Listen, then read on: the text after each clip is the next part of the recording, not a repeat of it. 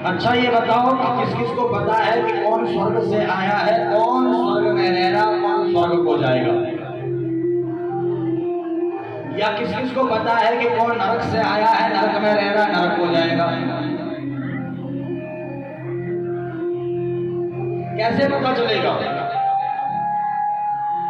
तो पद्म पुराण के सृष्टि खंड में अध्याय 43 में 2 श्लोक है। इन 2 श्लोकों में स्वर्ग से आए हुए, स्वर्ग में रह रहे, स्वर्ग को जाने वाले, नरक से आए हुए, नरक में रह रहे, नरक को जाने वालों के चिन्ह बताए गए।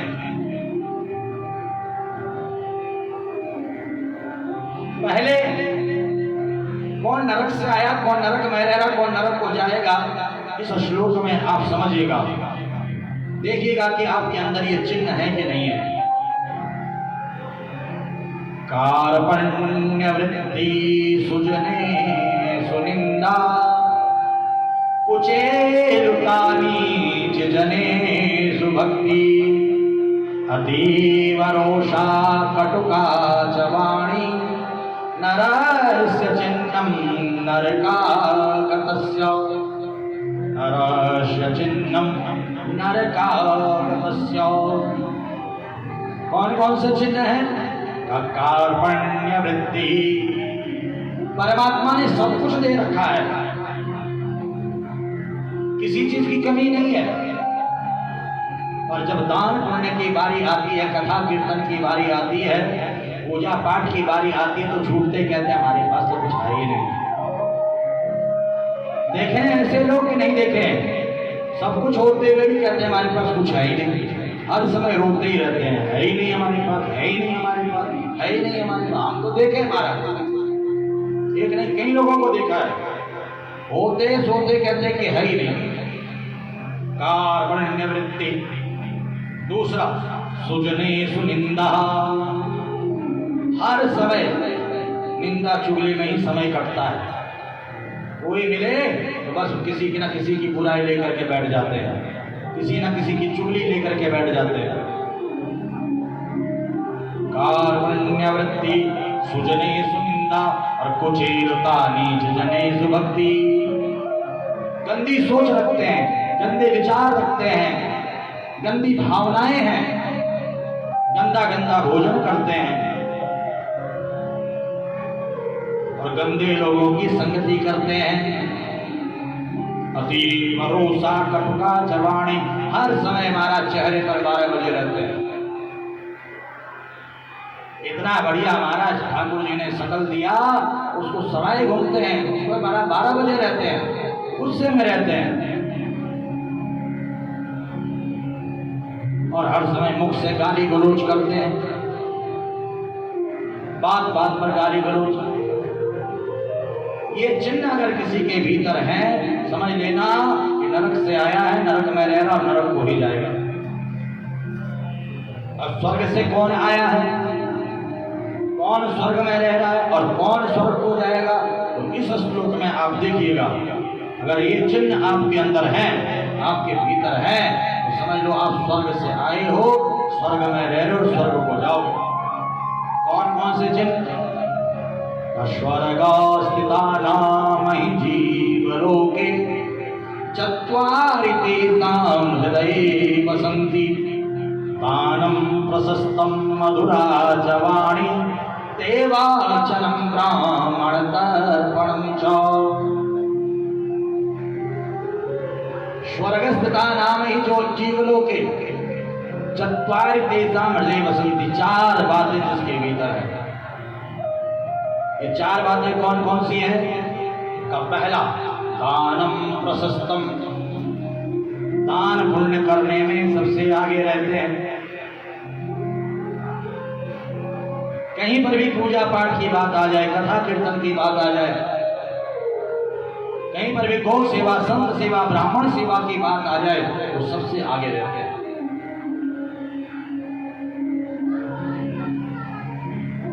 दानम प्रशस्तम, दान देने में सबसे आगे रहते हैं।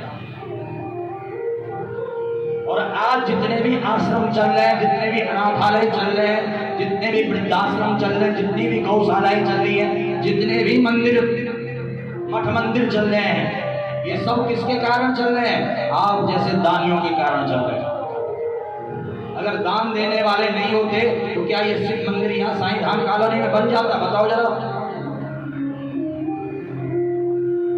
जब आप लोगों ने अपने सामर्थ्यानुसार योगदान दिया, अंशदान दिया, दान दिया, तभी जाकर के तो ये मंदिर यहाँ पर बना। मुझे याद है कि भूमि पूजन करने का सौभाग्य मुझे यहाँ पर मिला है। जो मंदिर है इसका भूमि पूजन जब हुआ था तो हमारे शिव मोहन गौतम जी हमारे पास आए थे, कहा गुरु जी आप चलो, आपके द्वारा भूमि पूजन होना है। और आज यहीं पर बैठ करके सुंदर कथा सुनाने का सौभाग्य भी मुझे मिल रहा है। क्यों? क्योंकि आप जैसे लोगों ने जब यहाँ पर दान पुण्य किया तो ये मंदिर तैयार हुआ। आप जैसे लोग जब दान देने के लिए तैयार हुए तो हमारी बाला मैया के अंदर साहस बना और यहाँ पर श्रीमद् भागवत कथा जो है प्रारंभ हो गई। अगर आप लोग कह देते कि नहीं नहीं हम हमारे पास है नहीं, हम नहीं कुछ कर सकते, हम नहीं दान दे सकते, तो क्या कथा शुरू हो जाती है? आप बताओ जरा। दानम प्रशस्तम, जितनी भी भागवत कथाएं हो रही हैं, राम कथाएं हो रही हैं, शिव कथाएं हो रही हैं, देवी भागवत कथाएं हो रही हैं, सब किसके कारण? दानियों के कारण। दानम प्रशस्तम, जिसके अंदर दान देने का भाव है, पुण्य करने का भाव है, सत्कर्म करने का भाव है। और दूसरा मधुरा च वाणी, जिसके मुंह से हर समय राम नाम निकलता है, हर समय कृष्ण नाम निकलता है, हर समय जो भजन कीर्तन में लगा रहता है। और देवार्चनम, जो पूजा पाठ में सबसे आगे रहता है, सुबह उठ करके नहा धो करके जो सबसे पहले पूजा करता है। और जब कथा की बारी आए तो महाराज कथा में पूजा में कभी पीछे नहीं हटता है। देवार्चनम। और चौथी बात क्या है? ब्राह्मण तर्पणम च, तो ब्राह्मणों की सेवा में सबसे आगे रहता है, संतों की सेवा में सबसे आगे रहता है, भक्तों की सेवा में जो सबसे आगे रहता है। ये जो चिन्ह जिसके भीतर है, समझ लेना स्वर्ग से आया है, स्वर्ग में रह रहा है और स्वर्ग को जाएगा। मनुष्य स्वर्ग और नरक अपने कर्मों से ही भोगता है। भीष्म पितामह बाणों की सैया पर पड़े हैं और जब कन्हैया द्वारिकाधीश पांडवों को लेकर के भीष्म पितामह के पास आते हैं तो भीष्म पितामह भगवान की सुंदर स्तुति करते हुए, प्रार्थना करते हुए प्रश्न करते हैं कि हे द्वारिकाधीश, मुझे अपने 100 जन्मों का स्मरण है, मैंने कोई गलत काम नहीं किया, मैंने कोई पाप कर्म नहीं किया, फिर आज ये इच्छा मृत्यु का वरदानी भीष्म ये बाणों की सैया पर क्यों? द्वारिकाधीश मुस्कुराते हुए कहते हैं, हे पितामह, आपको 100 जन्मों का याद है परंतु उससे पहले का याद नहीं है। आपने एक टिड्डी नामक कीड़ा को कांटा लगा करके झाड़ियों में फेंक दिया था और आज उसी का परिणाम है आपको ये बाणों की सैया मिली। मैंने कल भी चर्चा की थी, कल भी बताया था कि एक है कर्म, क्रियामाण कर्म जो हम अभी कर रहे हैं, एक है संचित कर्म जो हमने करके जो है इकट्ठा कर रखा है, बैंक बैलेंस के रूप में जो है इकट्ठा है, और एक है प्रारब्ध कर्म जो हम बैंक से निकाल करके खा रहे हैं। दुख आ रहा है समझ लो आप अपने पाप को भोग रहे हो, सुख आ रहा है समझ लो आप अपने पुण्य को भोग रहे हो।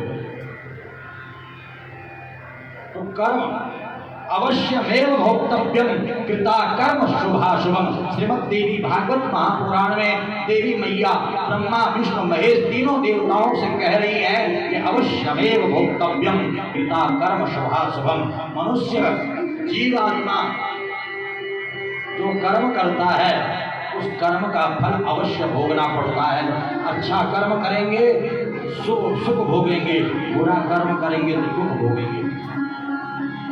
एक दिन जरूर भोगना पड़ता। कर्म बीज की तरह पड़े रहते हैं, समय आने पर अंकुरित होते हैं।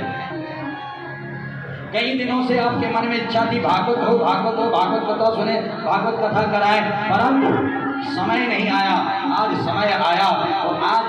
कर्म फल जागृत हो गए और आज आपके द्वारा ये भागवत कथा यहाँ पर हो रही है। हमारी कीर्तन मंडली साईं धाम शिव मंदिर के द्वारा ये भागवत कथा यहाँ पर प्रारंभ हो गई है। तो श्रीमद् भागवत महापुराण मनुष्य पाप कर्मों के कारण 28 प्रकार के नरकों में जाता है। श्रीमद् भागवत महापुराण में 28 नरकों का वर्णन है। करोड़ पुराण अगर आपने सुना होगा या कभी सुनो तो उसमें अनेकों अनेकों प्रकार के नरकों का वर्णन आता है। राजा परीक्षित कहते हैं गुरुदेव ये बताओ इस नरक यातना से कैसे बचा जा सकता है।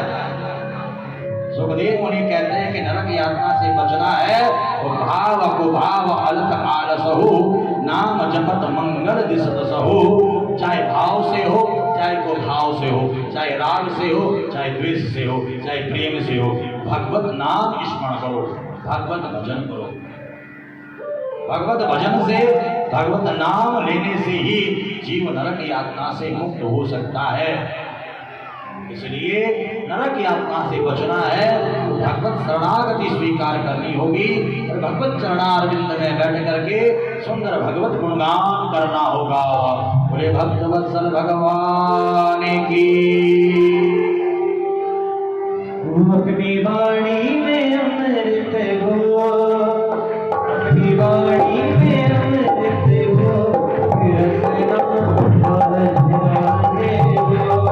रसना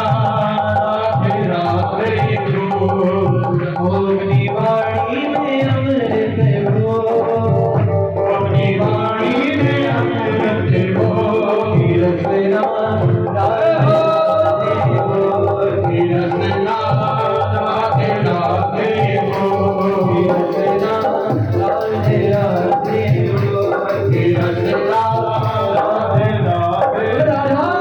अपनी वाणी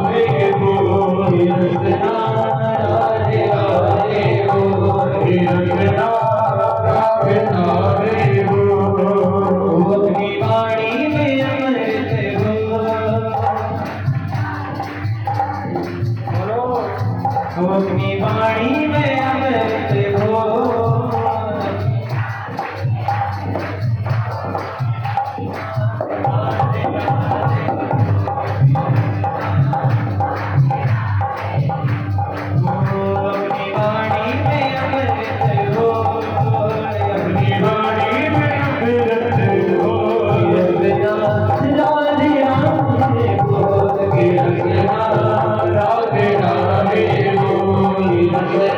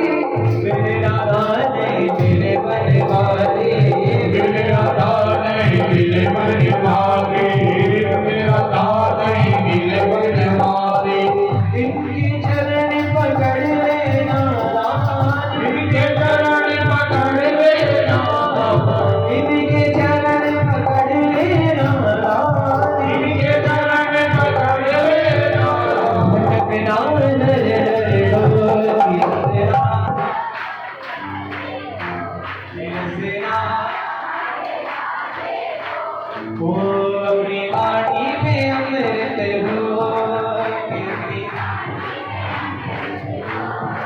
वो अपनी वाणी में अमृत हो, अपनी वाणी में अमृत हो, कि रचना राधे राधे बोल, कि रचना राधे राधे बोल, कि रचना राधे राधे बोल, राधे राधे राधे राधे राधे राधे राधे राधे राधे राधे राधे राधे राधे राधे राधे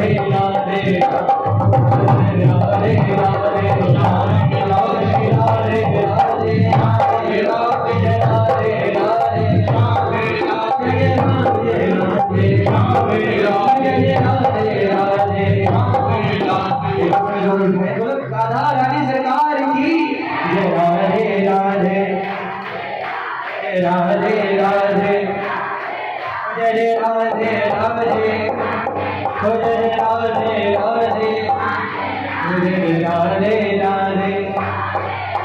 देखिए ऐसा नहीं है कि अंदर वाली भक्ति कर रहे हैं, बाहर वाले की भी जरूरी है। बोलो बाकी बिहारी लाल की, तो बाहर वाले बोलो राधे राधे, बोलो राधे राधे जय राधे राधे श्री राधे राधे जय राधे राधे जय राधे राधे राधे राधे राधे राधे राधे राधे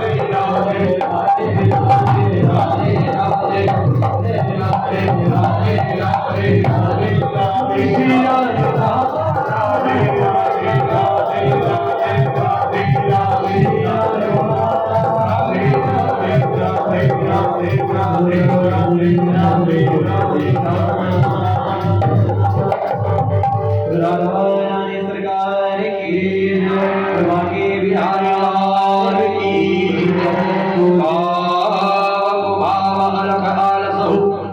नाम जपत मंगल दिशा,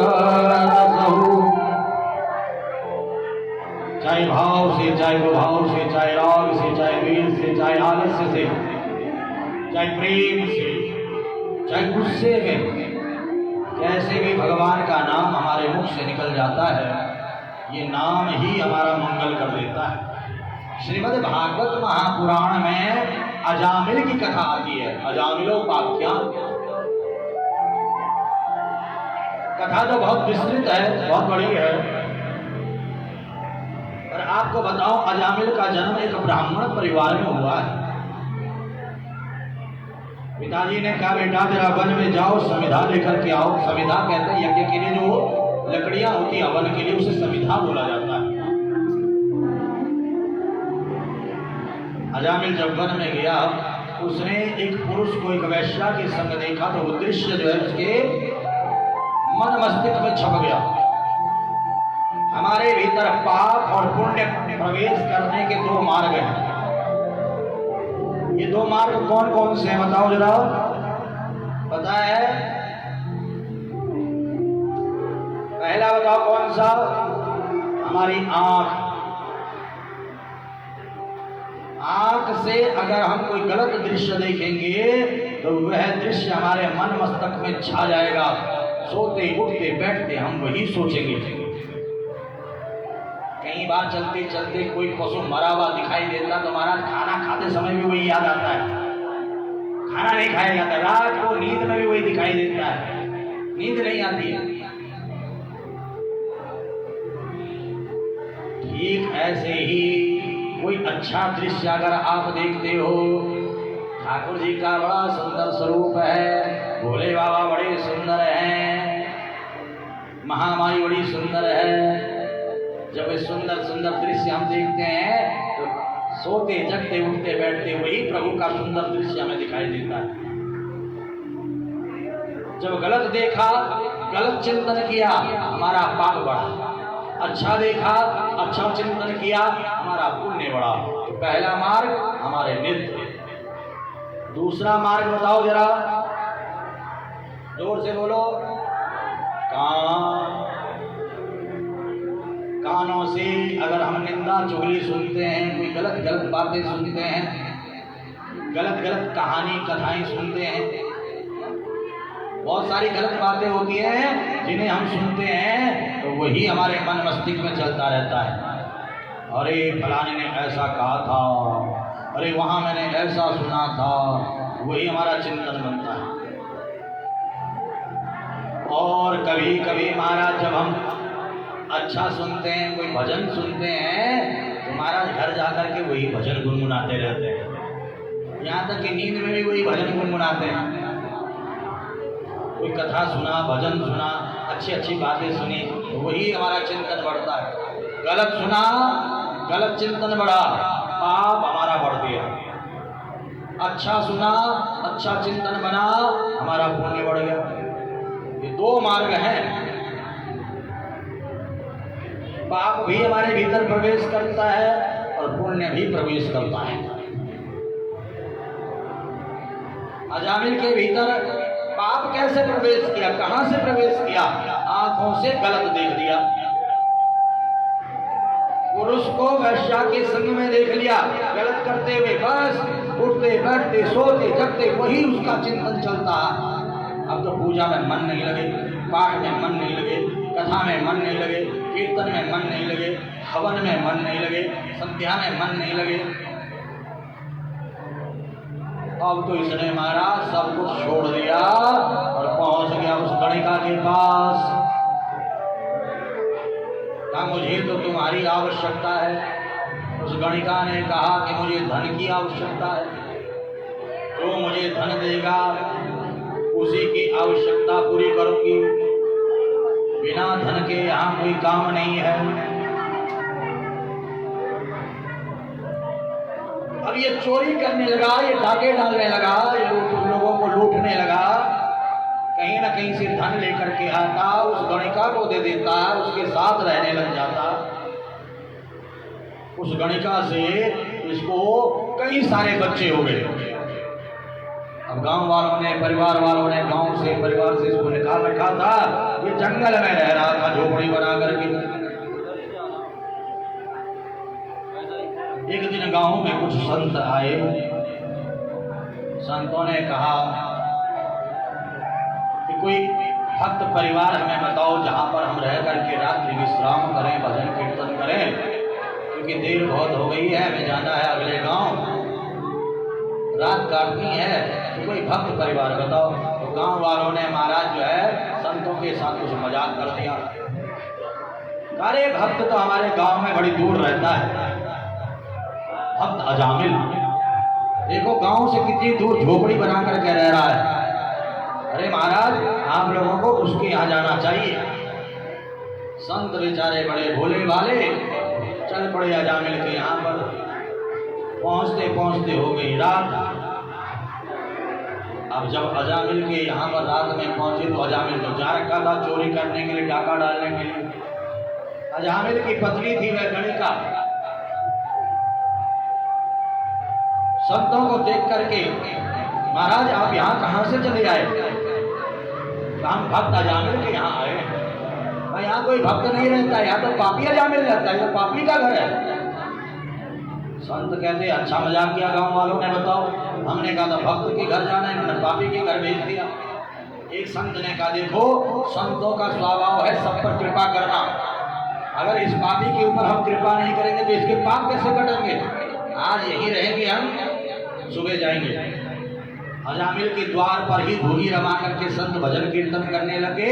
अजामिल रात्रि के समय पर आया, हाथ में शराब की बोतल थी, कंधे पर मरा हुआ एक जो है पशु था, माथे पर काली पट्टी बंधी हुई थी, तलवार लेकर के चला आ रहा था। संतों को देखा तो बड़ा गुस्सा करने लगा, गालियां देने लग गया। निकलो यहाँ से, क्या कर रहे हो यहाँ पर, क्यों हल्ला मचा रखा तुम लोगों ने यहाँ पर? इतने में महाराज अजामिल की पत्नी बाहर आ गई। वो गणिका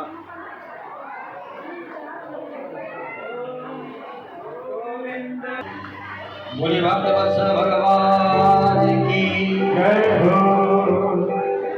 बहुत ही सुंदर प्रसंग चल रहा था। यहाँ पर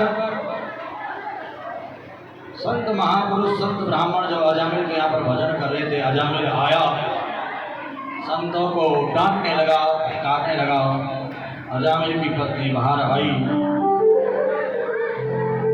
अजामिल को आंख दिखाई, क्यों डांट रहे उन्हें, क्यों भगा रहे उन्हें, मैंने रोका इन्हें। महाराज जी पत्नी से डरता था, भीतर आया,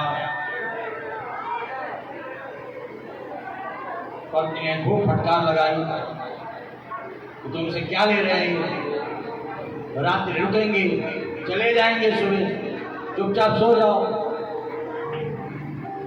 सुबह हुई, संत जाने लगे।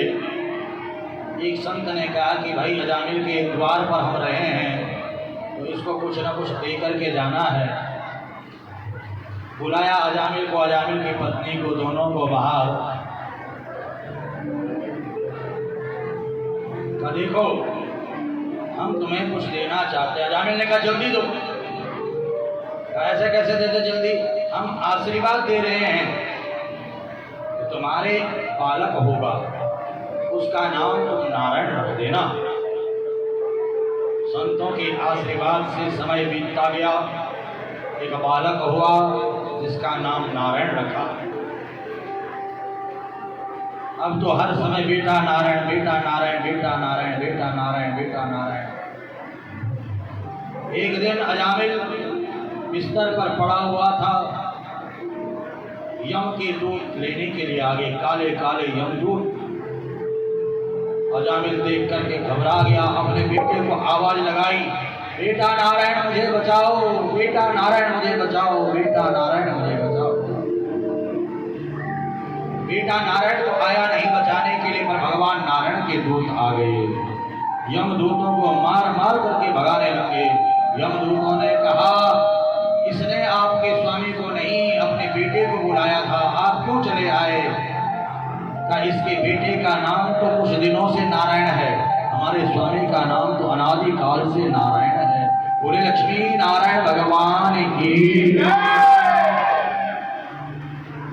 यमदूत चल पड़े यमराज के पास। यमराज ने कहा कहाँ है अजामिल? लेने तो गए थे अजामिल को, परंतु उसने अपने बेटे नारायण को बुलाया, नारायण के दूत आगे और हमें मार भगाया। यमराज ने कहा देखो एक बात बताना भूल गया, जहाँ भी नारायण का नाम लिया जाए, कृष्ण का नाम लिया जाए, राम का नाम लिया जाए, शिव का नाम लिया जाए, माँ भगवती का नाम लिया जाए, वहाँ पर हमारा जाने का कोई अधिकार नहीं है। हमें तो वहाँ पर जाना है जहाँ पर कभी भी भगवत नाम नहीं लिया जाता है, नारायण नाम नहीं लिया जाता, उसे पकड़ करके लाना है। जो अपराधी होता है पुलिस उसी को पकड़ करके ले जाती है, अपराधियों को लाना है हमने, जो कभी भजन नहीं करता हो। आज अजामिल ने नारायण नाम की महिमा देखी, बेटे का नाम नारायण रखा, नारायण के दूत आ गए। हकीकत में नारायण का नाम लेता साक्षात नारायण ही मुझे लेने आते। अजामिल तो ग्यारह के आ गया। अजामिल ने घर परिवार सब छोड़ दिया, वन में जाकर के नारायण नाम का भजन करने लगा। नारायण आए और अजामिल को अपने वैकुंठ लोक में लेकर के चले गए। बोले भक्तवत्सल भगवान की। भाव भाव अलग आलसहु नाम जपत मंगल दिसतसहु। ये भगवत नाम की बहुत बड़ी महिमा है। आज इस कथा से कुछ शिक्षा लेकर के आपने जानी है। बताओ क्या शिक्षा लेकर के जानी है? बोलो। अरे भाई शिक्षा लेकर के जानी है कि आपके घर में जो छोटे छोटे बच्चे हैं उन बच्चों का नाम आपने भगवत नाम संबंधित रखना है। रिंकू पिंकू चिंकू मिंकू सिंकू इनका कोई मतलब नहीं है। बच्चों का नाम रखना है तो विष्णु सहस्त्र नाम से कोई नाम छांट करके आप अपने बच्चे का रख लो, बेटे का रख लो। कृष्ण सहस्त्र नाम, गोपाल सहस्त्र नाम, शिव सहस्त्र नाम। अगर बिटिया आपके घर में है राधा सहस्त्र नाम में से नाम का सहस्त्र नाम, देवी के सहस्त्रों नाम, उन नामों में से कोई नाम अपनी बिटिया का रखो। जब भी आप अपने बेटे को बुलाओगे या बेटी को बुलाओगे, आपके मुंह से भगवान का नाम निकलेगा, देवी देवताओं का नाम निकलेगा, और वो नाम ही आपका कल्याण कर देगा, आपका उद्धार कर देगा। नाम की महिमा श्रीमद् भागवत महापुराण में सुखदेव जी ने श्रवण कराई है। राजा परीक्षित ने प्रश्न किया है, श्रीमद् भागवत महापुराण के छठे स्कंद के 7वें अध्याय में, यहाँ पर पहले ही श्लोक में राजा परीक्षित कह रहे हैं कि कस्य हेतु परित्यक्ता आचार्येणात्मना सुरः एतदा चक्षु भगवान् शिष्याणामक्रमं गुरु। कस्य हेतु परित्यक्तः आचार्येण आत्मनः सुरः, सुरः देव देवता, आचार्येण देवगुरु बृहस्पति ने देवताओं का त्याग किया। क्यों किया, किस लिए किया, ये कथा सुनाओ। सुखदेव मुनि कहते हैं कि हे राजा परीक्षित, एक बार की बात है, देवता सोम रस का पान करके अप्सराओं का नृत्य देख रहे थे। पद का अहंकार था। कई बार कई धनाढ्य लोग होते हैं, कई ऊंचे पद पे बैठे हुए लोग होते हैं, कई अहंकारी लोग होते हैं, घमंडी लोग होते हैं। कोई संत ब्राह्मण हो उसको राम राम प्रणाम नहीं करते, पैर छूना तो बहुत दूर है, उनसे राम राम तक नहीं बोलते, राधे राधे तक नहीं बोलते, इतना अहंकार होता है। देखिए आपने ऐसे लोग, अहंकारी लोग कई बार देख करके मुंह फेर लेते हैं, कहीं राम राम न करना पड़ जाए। ऐसे ही आज देवताओं को भी अहंकार हो गया। गुरु जी आए, गुरु जी को देख करके अनदेखा कर दिया, न बैठने को कहा, न चाय पानी पूछी। गुरु जी ने कहा भाई शिष्यों को बड़ा अहंकार हो गया है, इनको छोड़ देना चाहिए इनके हाल में। जो चेला अहंकारी हो उसको त्याग देना चाहिए। गुरु जी जाकर के गुफा में बैठ गए और भजन करने लगे। देवताओं ने सोचा कि भैया 2-4 दिन बाद आ जाएंगे घूमते फिरते, जब दक्षिणा की चाह होगी तो। कई बार कई लोग होते हैं महाराज, जजमान की खरी खोटी सुनाने पर भी फिर पहुंच जाते जजमान के यहाँ। और कई लोग ऐसे स्वाभिमानी होते हैं कि एक बार मन टूट गया तो टूट गया, फिर महाराज जीवन पर्यंत उसके द्वार पर नहीं जाते। अरे पैसे वाला होगा अपने लिए होगा, धनाढ्य होगा अपने लिए होगा। तो देवताओं ने सोचा कि आ जाएंगे गुरुजी लौट फिर करके, पर गुरुजी आए ही नहीं। गुरुजी ने कहा देवता होंगे अपने लिए होंगे, हमारे लिए थोड़ी ना है, हम तो गुरु हैं, जरूरत होगी तो हमारे चरणों में आएंगे, माफी मांगेंगे।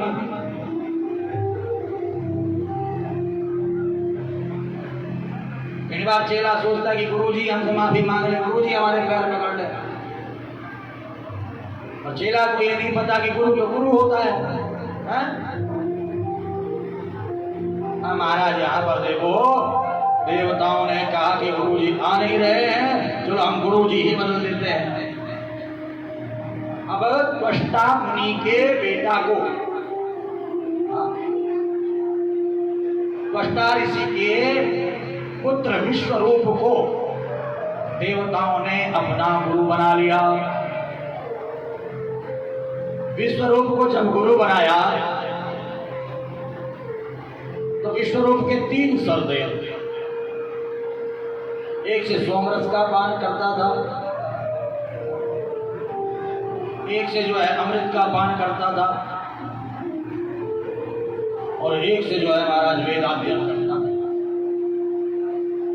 आज विश्वरूप स्वर्ग में चले गया, देवताओं का गुरु बन गया, देवताओं को नारायण कवच का ज्ञान दिया, खूब यज्ञ अनुष्ठान किए देवताओं के निमित्त।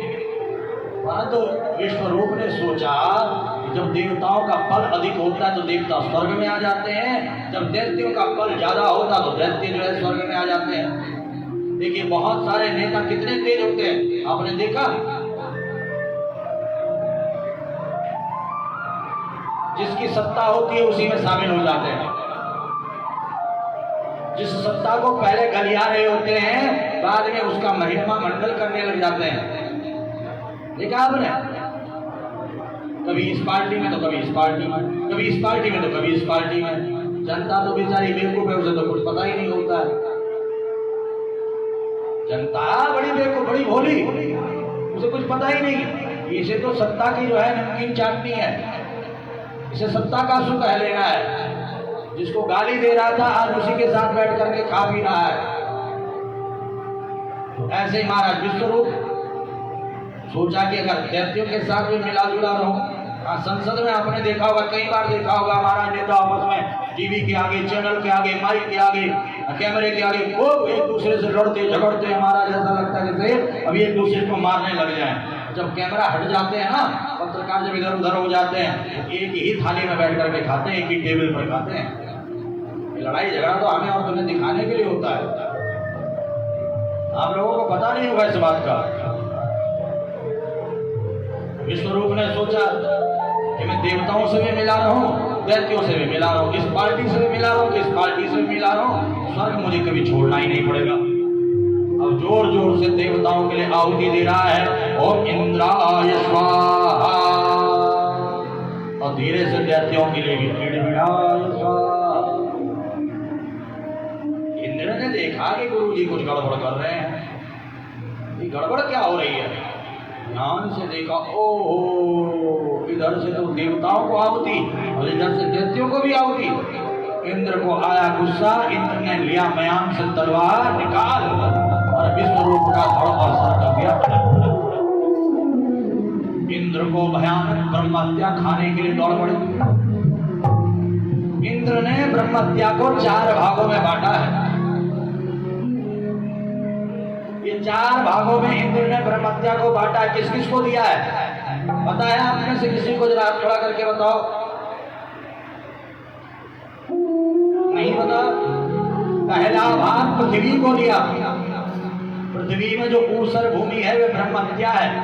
इसीलिए कहा जाता है कि बिना आसन के नहीं बैठना चाहिए। आसन बिठा करके बैठो, नहीं तो ब्रह्महत्या लग जाती है। दूसरा भाग वृक्षों को दिया। वृक्षों में जो गोंद है ये ब्रह्महत्या है, गोंद नहीं खाना चाहिए, ब्रह्महत्या लग जाती है। तीसरा भाग जल को दिया। जल में जो झांक है ये ब्रह्महत्या है, झांक हटा करके पानी पीना चाहिए, नहीं तो ब्रह्महत्या लग जाती है। और चौथा भाग माताओं को दिया। माताओं में जो मासिक धर्म है वे ब्रह्महत्या है। इस स्थिति में, इस अवस्था में माताएं अपवित्र रहती हैं। ध्यान देना, परीक्षा लेना तो ले लीजिए। आपके घर में तुलसी का पौधा लगा हुआ है और मासिक धर्म के समय पर माताएं अगर उस तुलसी के पौधे को छू ले तो वह सूख जाता है। अगर अचार है उस अचार को छू ले तो अचार सड़ जाता है। इतना नेगेटिव एनर्जी रहता है उस समय पर, ब्रह्महत्या होती है। अब इंद्र ब्रह्महत्या से तो मुक्त हो गया, 4 भागों में इसने ब्रह्महत्या बांट दी। परंतु त्वष्टा ऋषि को बड़ा क्रोध आया। त्वष्टा ऋषि ने यज्ञ करना प्रारंभ कर दिया और यज्ञ से इंद्र को मारने वाला पुत्र चाहते थे जो इंद्र को मार सके। परंतु मंत्र की अशुद्धि के कारण इंद्र से मरने वाला बालक उत्पन्न हो गया जिसका नाम हुआ वृत्रासुर। श्रीमद् देवी भागवत महापुराण में वृत्रासुर की बहुत बड़ी कथा आती है। वृत्रासुर ने इंद्र से यज्ञ किया। इंद्र ने भगवान नारायण के कहने पर दधीचि मुनि की अस्थियों से वज्र का निर्माण किया और इस वज्र से वृत्रासुर का अंत किया। परंतु अब फिर ब्रह्महत्या। इंद्र कमल नाल में जाकर के बैठ गया। अब इंद्र को सब लोग ढूंढे, कहाँ है इंद्र? बिना इंद्र के देवता परेशान। तो राजा नहुस रघुकुल में, राम के वंश में राजा नहुस हुए हैं। अयोध्या के राजा हुए नहुस। नहुस सशरीर पृथ्वी से स्वर्ग गए क्योंकि उनके पुण्य बहुत ज्यादा थे और इंद्र आसन उनको मिल गया, वे इंद्र बन गए। ये प्रसंग देवी भागवत का, श्रीमद् भागवत का नहीं। जब नहुस राजा बना, इंद्र बना, तो नहुस को भी अहंकार आ गया, पद का अहंकार। मैं मैं इंद्र हो गया हूं, सब मेरे अधीन हो गया। इंद्र की जो पत्नी है सची, वह भी मुझे चाहिए। सची गई गुरु जी के पास। गुरु जी ने कहा ऐसा नहुष से कहो कि ऐसा कोई वाहन पर बैठ करके आए जिस पर कोई आज तक आया ही ना हो। नहुष सप्त ऋषियों को ही महाराज रथ में जोड़ करके चल पड़ा, सप्त ऋषियों को। और गुस्से में जल्दबाजी में सर्प सर्प कह करके लात मारने लगा। और वह महाराज जो है ऋषियों को जब उसका लात लगा तो महाराज दुर्वासा ऋषि ने श्राप दे दिया। वो सर्प सर्प कर रहा, जा हम तुझे श्राप देते तो सर्प योनि में चले जाए। इधर इंद्र ने कमलनाल में रह करके श्रीमद् देवी भागवत महापुराण का पाठ किया, जिससे देवी मैया प्रसन्न हुई। और देवी मैया के आशीर्वाद से इंद्र का ब्रह्म हत्या मुक्त हुआ और इंद्र अपनी पत्नी सची के साथ फिर इंद्र आसन पर विराजमान हो गया। बोले देवी मैया की। बड़ी विस्तार से कथा है, बड़ी सूक्ष्म रूप से आपको श्रवण कराई मैंने। तो महाराज यहाँ पर आगे चल करके बड़ा सुंदर प्रसंग आता है कि भगवान क्या दैत्यों की भी रक्षा करते हैं। का बिल्कुल नहीं, जो भगवान की शरण में जाता है भगवान उसकी रक्षा करते हैं। प्रहलाद जी का पावन चरित्र श्रीमद् भागवत महापुराण के 7वें स्कंद में है। हिरण्याक्ष और हिरण्यकश्यप को कल मैंने आपको बताया था। हिरण्याक्ष को मारने के लिए भगवान बारह बन करके आए। हिरण्याक्ष के मरने पर हिरण्यकश्यपु ने ब्रह्मा जी की तपस्या करने का विचार किया और हिरण्यकश्यपु चल पड़ा ब्रह्मा जी की तपस्या के लिए। हिरण्यकश्यपु की पत्नी कयाधु गर्भवती थी। इंद्र ने उसका हरण किया। देवर्षि नारद ने इंद्र से छुड़ा करके एक कुटिया में ले जाकर के भागवत कथा कयाधु को सुनाई। कयाधु ने उस गर्भावस्था में भागवत कथा सुनी। गर्भ का जो बालक था परम भागवत बन करके जन्म लिया, जिसका नाम प्रहलाद हुआ। बोले भक्त प्रहलाद की। हिरण्यकश्यपु ने ब्रह्मा को प्रसन्न करके अनेकों अनेकों वरदान प्राप्त किए। और जब वरदान प्राप्त करके स्वर्ग में जाकर के देवताओं को भगाया कि स्वर्ग मेरा है, तो ब्रह्मा जी को पता चल गया, नारद जी को पता चल गया, देवताओं को पता चल गया, ऋषियों को मुनियों को सबको पता चल गया कि अब समय खराब आ गया है। नारद जी प्रहलाद को ले जाकर के पहुंच गए स्वर्ग में हिरण्यकश्यपु के पास। कयाधु और प्रहलाद को देख करके नारद जी को धन्यवाद कहा और प्रहलाद को गुरुकुल में पढ़ने के लिए भेजा, जहां पर राक्षसी ज्ञान दिया जाता है। कैसे संतों को सताना है, ब्राह्मणों को सताना है, भक्तों को सताना है, मंदिरों को तोड़ना है, फलों को फलदार वृक्षों को काटना है, प्रकृति के साथ छेड़खानी करनी है, ये सब सिखाया जाता है वहां पर। प्रधानाचार्य हैं गुरु शुक्राचार्य जी, संडा मर्क है टीचर। आज जो है छुट्टी के दिन प्रहलाद घर आए। पिता ने कहा बेटा क्या सीख करके आए हो? पिताजी सच बताओ कि झूठ? और झूठ क्यों बताएगा, सच बता। पिताजी में नवधा भक्ति का ज्ञान लेकर के आया। श्रीमद् भागवत महापुराण में 2 बालक हैं जिन्होंने नवधा भक्ति का ज्ञान दिया है। एक ने अपनी माँ को और एक ने अपने पिता को। कपिल देव ने अपनी माँ को नवधा भक्ति का ज्ञान दिया, माँ ने उस ज्ञान को ग्रहण किया, माँ अमर हो गई। और इधर बेटा अपने पिता को ज्ञान दे रहा है प्रहलाद हिरण्यकश्यपु को, और पिता इस ज्ञान को ग्रहण नहीं करता है। श्रवणम कीर्तनम विष्णु स्मरणम पाद सेवनम अर्चनम वंदनम दास्यम सख्यम आत्मनिवेदनम। पिताजी भगवान नारायण को पाना है तो ये 9 मार्ग हैं, एक भी मार्ग पर आप चलो भगवत कृपा हो जाएगी। हिरण्यकश्यपु ने उठा करके पटक दिया पृथ्वी पर, मार दो इसको, खत्म कर दो इसको। ये प्रभु भक्ति की बात कर रहा है, नारायण भक्ति की बात कर रहा है। प्रहलाद को मारने के लिए अनेकों अनेकों प्रकार के उपाय किए गए,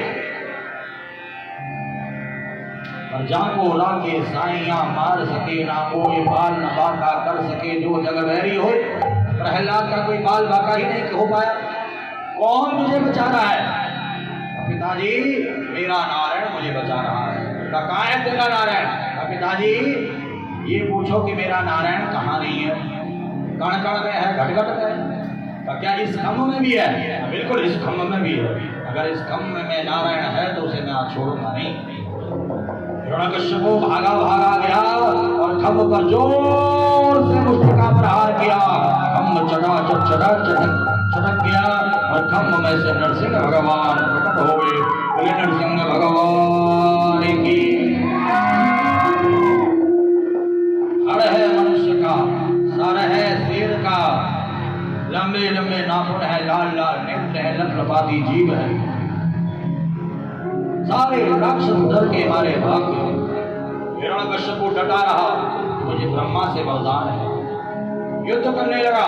खेल खेल में नरसिंह भगवान ने पकड़ा हिरण्यकश्यप को और अपनी जंघाओं पर लिटा दिया। हिरण्यकश्यप कहता आप मुझे नहीं मार सकते हो। क्यों नहीं मार सकता हूँ? मुझे ब्रह्मा से वरदान है। क्या वरदान है? न मैं बाहर मरूं न मैं भीतर मरूं।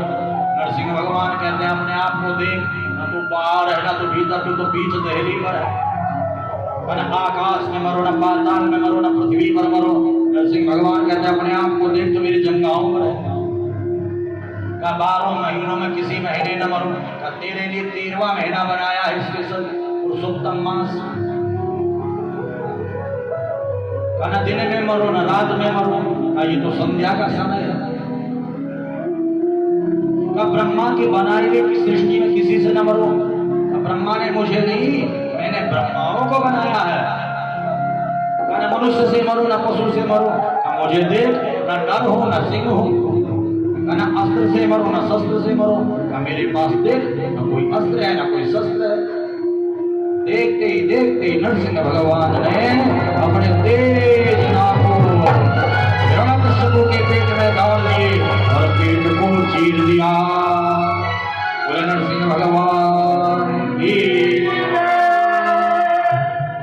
नरसिंह भगवान का क्रोध शांत नहीं हो रहा था। सबने एक एक करके नरसिंह भगवान की स्तुति की, क्रोध शांत नहीं हुआ। प्रहलाद जाकर के नरसिंह भगवान की गोद में बैठ गए और दांत गिनने लगे। धीरे धीरे वो नरसिंह भगवान का क्रोध शांत हुआ। अब बेटा सब मुझसे डर रहे हैं, मुझे डर नहीं लग रहा। अब प्रभु कृपा की ना होती जो आदत तुम्हारी, तो सुनी ही रहती अदालत तुम्हारी। अरे आप कृपालु हो, आप भक्त वत्सल हो, शरणागत रक्षक हो। मेरी रक्षा के लिए आप ऐसा भयानक रूप धारण करके आए, भक्त की रक्षा की। नरसिंह भगवान तो रोने लगे। बोले अति कोमल तिहारे अंग, असुर ने मारे मम एक नाम गाने में। गिरते गिराए पुनि जल में डुबाए, हाय कभी नागा की सताने में। उर्से लगाए लिपटाए बार बार, करुणा स्वरूप लगे करुणा दिखाने में। मंजुल मुखार विंद चूम चूम कहे प्रभु, क्षमा करो पुत्र मोहे देर भई आने में। स्वयं नरसिंह भगवान प्रहलाद का मुख चूमते हुए कहते बेटा मुझे क्षमा करो, तेरी इतनी परीक्षा मैंने ली थी। समझ लो हम भक्ति मार्ग पर चल रहे हैं और हमारे जीवन में दुख आ रहा, संकट आ रहा है, फिर भी हम भक्ति को नहीं छोड़ रहे हैं। एक न एक दिन प्रभु दर्शन जरूर होंगे, प्रभु कृपा जरूर होगी। क्योंकि भगवान परीक्षा लेते हैं दुख दे करके। कहीं मुझे छोड़ तो नहीं रहा है, मुझे भूल तो नहीं रहा है। कई लोग होते हैं दुख आते ही, तकलीफ आते ही, परेशानी आते ही भगवान को छोड़ देते हैं। और ध्यान देना, सुख दे करके भी भगवान परीक्षा लेते हैं। इस सुख में इतना ज्यादा लिप्त तो नहीं हो रहा है कि मुझे भूल जाए। सुख देते हैं। अष्ट सिद्धि नव रिद्धि के दाता, रिद्धि सिद्धि आगे पीछे घूमती हैं भक्तों के। परीक्षा ले रहे भगवान। कई लोग रिद्धि सिद्धि मिलते ही, धन धान्य मिलते ही, पद प्रतिष्ठा मिलते ही भगवान का पूजा पाठ छोड़ देते हैं। परंतु कई लोग उस पद प्रतिष्ठा को पा करके, धन को पा करके वो भंडारे करवाते हैं, वो प्रसाद बांटते हैं, वो महाराज कथा करवाते हैं, कीर्तन करवाते हैं, सत्संग करवाते हैं, हरि नाम प्रचार में लग जाते हैं। सुख में भी परीक्षा तो दुख में भी परीक्षा लेते हैं। तो हर स्थिति में भगवान का होकर के रहता है, वही भगवत धाम का अधिकारी बनता है। बोले भक्त वत्सल भगवान की। क्या पशुओं के ऊपर भी भगवान रक्षा करते, कृपा करते? का बिल्कुल। का किसके ऊपर कृपा की? का गजराज। आसीत गिरिवरो राजा त्रिकूटा इति विश्रुता क्षीरो देनावृता श्रीमान योजनायुतः। अष्टम स्कंद में दूसरे अध्याय में गजराज की कथा। पहले अध्याय में तो मनमंत्रों का वर्णन है, दूसरे अध्याय में गज और ग्राह का पावन चरित्र है। गजराज को प्यास लगी वन में, तब पीवन नीर सरोवर आयो। गजराज ने पांव धरियो जल में, तब ग्राह ने आई के पैर दबायो। गजराज ने जोर अटूट कियो, पर ग्राह की बल को पार न पायो। शिव राम कही गज हार गयो, तब वाही ने आई के फंद छुड़ायो। देखिए, बाजार में एक छोटी सी पुस्तक मिलती है गजेंद्र मोक्ष की। जो नित्य इसका पाठ करता है, अंत समय पर उसे कोई कष्ट नहीं होता है। या कई लोग अंत समय पर तड़प रहे हो, छटपटा रहे हो, प्राण नहीं निकल रहे हो, इसका पाठ उसको सुना दो तो प्राण निकल लेते हैं, उसे कष्ट नहीं होता है। बहुत विस्तार से कथा है गजेंद्र मोक्ष की, गजेंद्रोपाख्यान की। आगे देवता पहुंच गए महाराज। गोविंद जय जय गोपाल जय जय गोविंद जय जय गोविंद।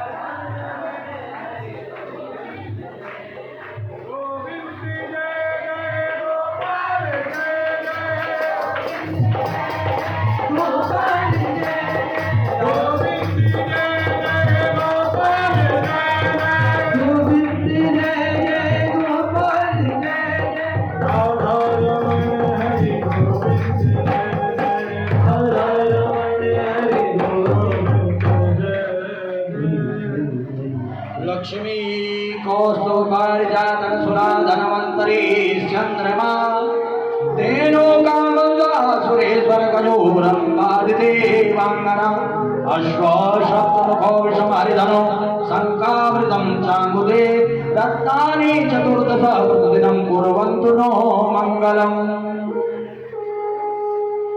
ध्यान देना, एक बार देवता और दैत्य मिलकर के समुद्र मंथन करते हैं। सबसे पहले हलाहल विष निकलता है। जिस विष का पान भगवान शिव ने किया और कंठ में धारण किया, कंठ नीला पड़ गया। विष का ज्वलन बहुत ज्यादा था। देवताओं ने, ऋषि मुनियों ने गंगा जल से शिव का अभिषेक करना प्रारंभ किया। भगवान शिव को बड़ी शांति शीतलता मिली। भगवान शिव ने कहा, जो आज से मेरा अभिषेक करेगा मैं उसकी समस्त मनोकामनाओं को पूर्ण कर दूंगा। और तब से भक्त भगवान शिव का अभिषेक करते हैं। और विशेष रूप से श्रावण में भगवान शिव का अभिषेक लाभदायक होता है, कल्याणकारी होता है। सबसे पहले भगवान परशुराम हर की पौड़ी से गंगा जल भर करके पूरा महादेव जाकर के अभिषेक किए थे और तब से गंगा जल भर करके अपने अपने गांव, अपने अपने शहर, अपने अपने नगर, अपने अपने शिवालयों में ले जाकर के गंगा जल से भगवान शिव का अभिषेक भक्त करते हैं। कांवड़ मेला अब धीरे धीरे बड़ा प्रसिद्धि को प्राप्त हो रहा है। पहले गिने चुने लोग हरिद्वार आते थे और अब तो लाखों की संख्या में लोग आ रहे हैं महाराज। हमारे देखते ही देखते एक आधा लोग आया करते थे, आप लोगों ने देखा होगा, 2, 4, 5, 7, फिर धीरे धीरे 100, 200, फिर 500, फिर 1000, फिर 2000, फिर 50,000। अब तो महाराज लाखों की बात क्या, करोड़ों की बात करो। नहीं, लोग कहते हैं ये लोग आकर के यहाँ बड़ा दंगा करते हैं, बड़ा लड़ाई झगड़े करते हैं महाराज, गाड़ियां तोड़ देते हैं, कई जगह आग लगा देते हैं।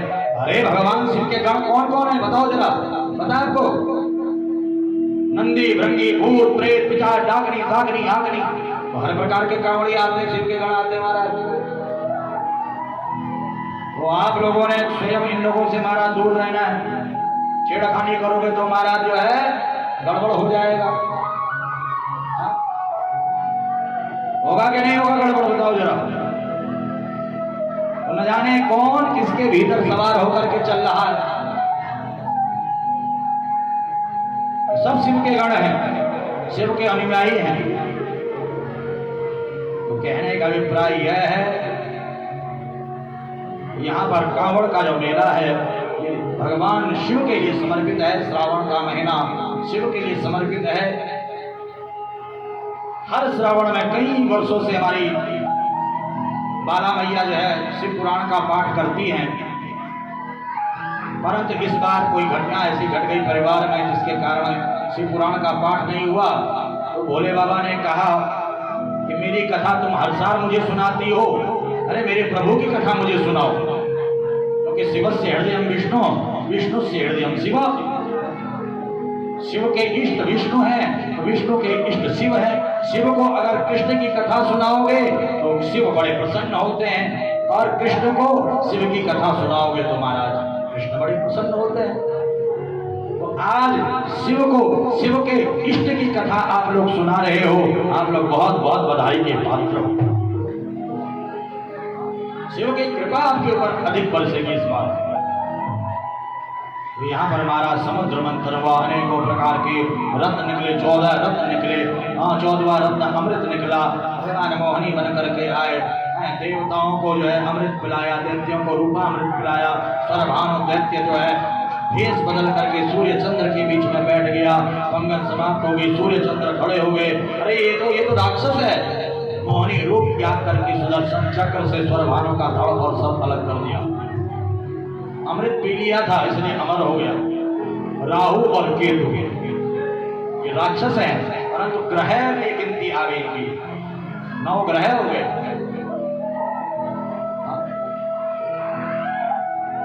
देवासुर संग्राम हो गया,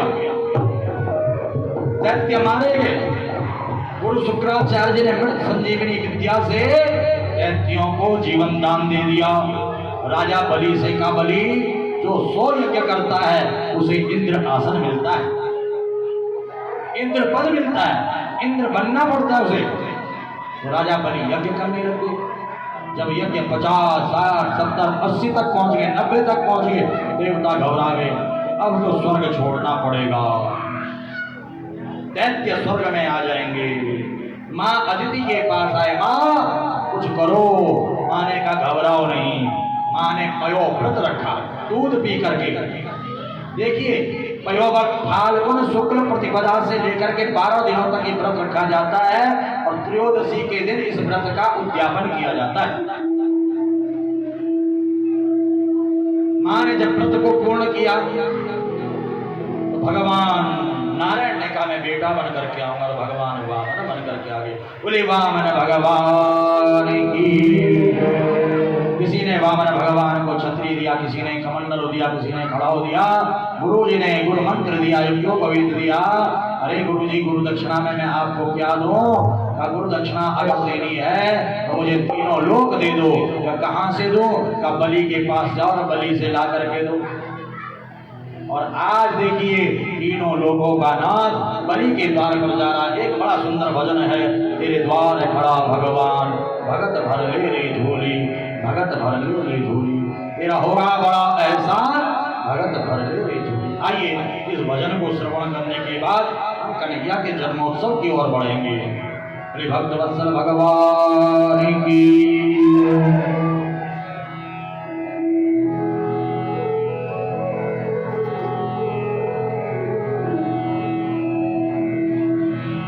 फकीर हयार की पवन भगवान की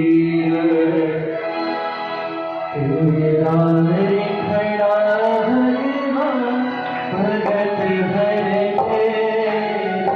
जोगी भगत भर जोगी खड़ा